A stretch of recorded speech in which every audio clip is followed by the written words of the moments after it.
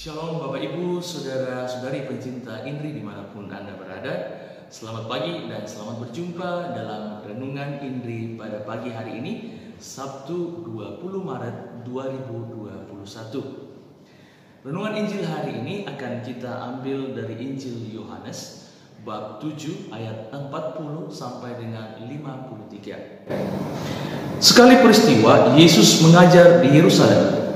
Beberapa di antara orang banyak yang mendengarkan perkataan Yesus berkata, "Dia ini benar-benar Nabi yang akan datang." Yang lain berkata, "Ya ini Mesias." Tetapi yang lain lagi berkata, "Bukan, Mesias tidak datang dari Galilea, karena kitab suci mengatakan bahwa Mesias berasal dari keturunan Daud dan dari kampung Betlehem, setempat Daud dahulu tinggal." Maka timbullah pertentangan di antara orang banyak karena Yesus. Beberapa orang di antara mereka mau menangkap dia, tetapi tidak ada seorang pun yang berani menyentuhnya.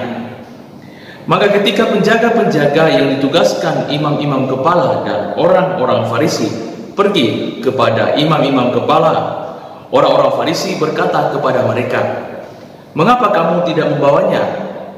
Jawab penjaga-penjaga itu, "Belum pernah seorang manusia berkata seperti orang itu." Jawab orang Farisi itu kepada mereka, "Adakah kamu juga disesatkan? Adakah seorang di antara pemimpin-pemimpin yang percaya kepadanya, atau seorang di antara orang-orang Farisi?"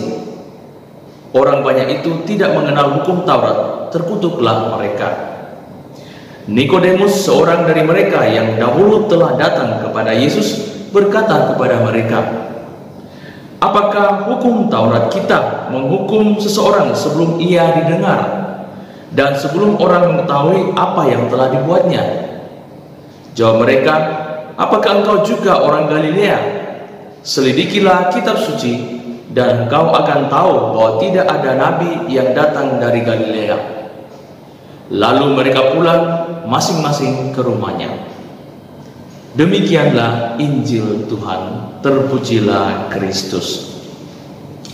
Bapak Ibu, Saudara-saudari pencinta Indri dimanapun Anda berada, dari semua orang yang kita jumpai dalam hidup, ada beberapa di antara mereka dapat mengatakan dengan jujur keunikan dan keistimewaan diri kita yang mereka kagumi sebagai anugerah dari Tuhan dan sebagai kekuatan Tuhan dalam diri kita. Bisa jadi apa yang mereka katakan sebagai pengalaman pribadi adalah kebenaran yang mereka lihat yang ada dalam diri kita, yang belum kita sadari sepenuhnya dari diri kita sendiri. Disinilah sesungguhnya indahnya hidup bersama, untuk saling mengisi, saling berbagi, dan saling memperkaya satu sama lain.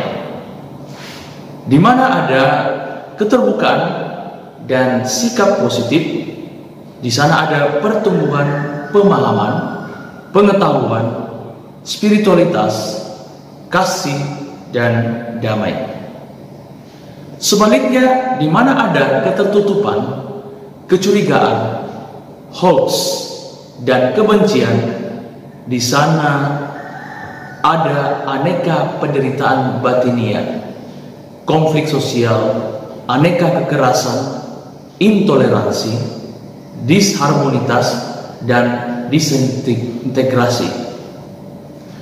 Yesus dalam bacaan Injil hari ini mengajak kita untuk mencintai kebenaran, mencari yang benar,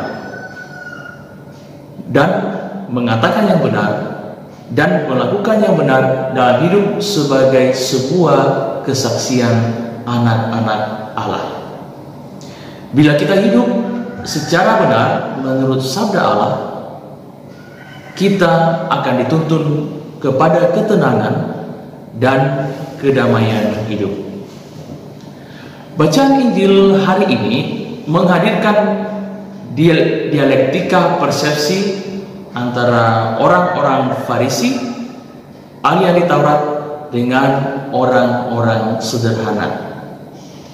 Di satu pihak, orang-orang sederhana dan para penjaga bait Allah kagum terhadap pribadi Yesus dan ajarannya sebagai hikmat yang datang dari atas.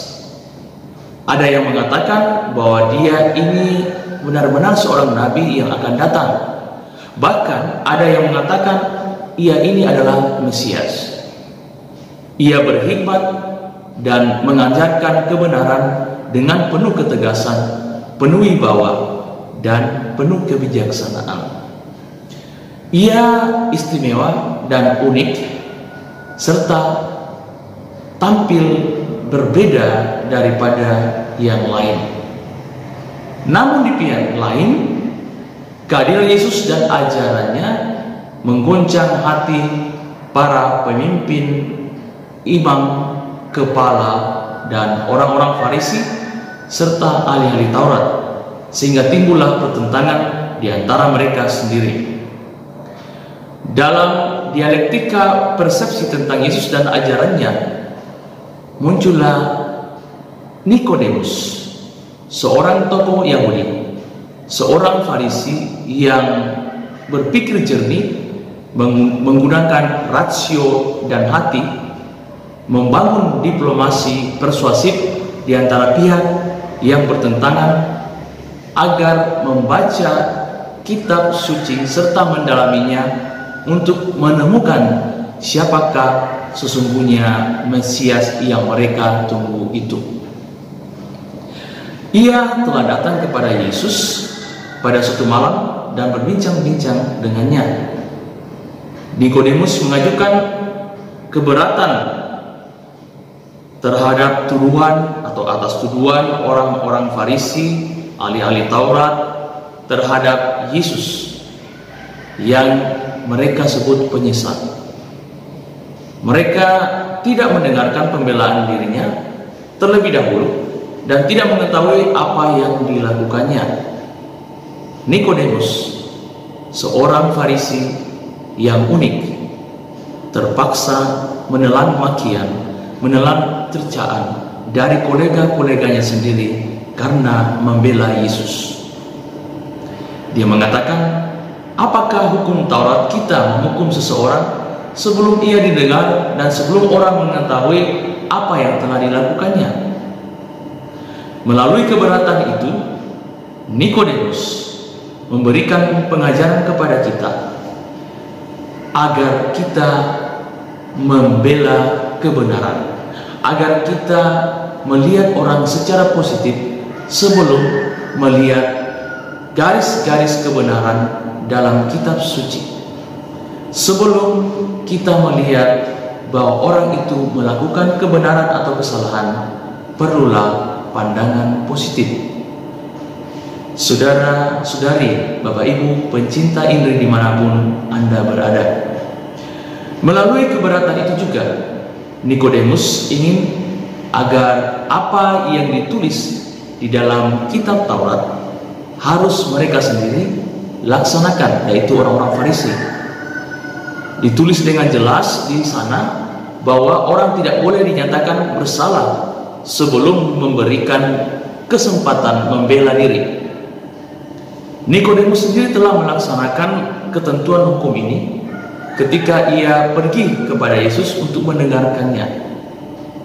Kini ia meminta para koleganya, orang-orang Farisi dan para ahli Taurat, untuk melakukan hal yang sama supaya mereka tidak melanggar hukum Taurat dengan menghakiminya sebagai penyesat.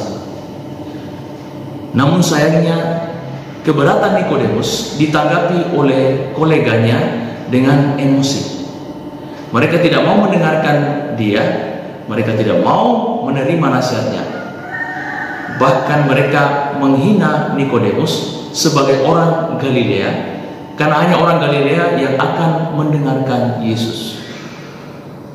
Dengan demikian, imam-imam kepala dan orang-orang Farisi serta ahli Taurat tidak melaksanakan apa yang dituntut sendiri oleh hukum Taurat.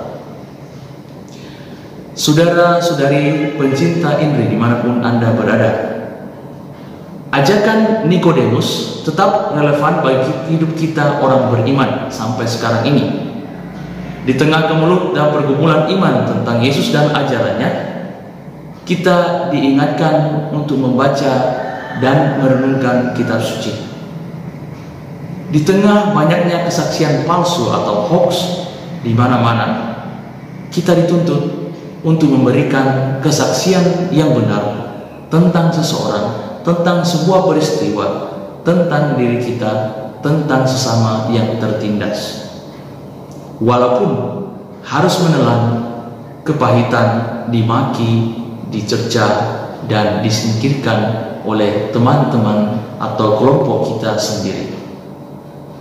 Yesus dan ajarannya menguatkan kita untuk memberikan kesaksian yang benar, menjadi pewarta yang benar, sama seperti Nikodemus. Sebagai cara hidup patokan dan juga pedoman hidup kita untuk perjalanan hidup kita di dunia ini menuju kerajaan kekal, maka kita sebenarnya sudah diberikan kitab suci untuk memahami bagaimana melihat perilaku hidup kita. Itulah penekanan dari Nikodemus terhadap teman-temannya yang terlalu cepat mengadili seseorang, mengadili Yesus tanpa memahami betul isi kitab suci.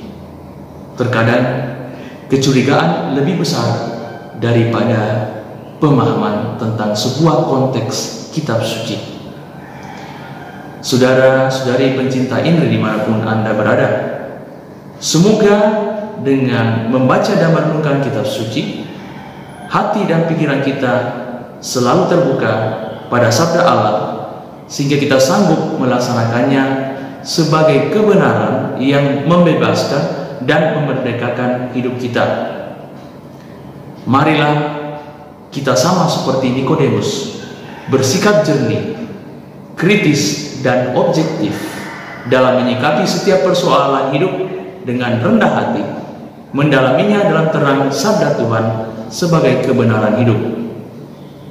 Kita berani dicerca, dimaki, disingkirkan karena kebenaran, dan kita berani menjadi anak-anak Allah yang mewartakan kebenaran.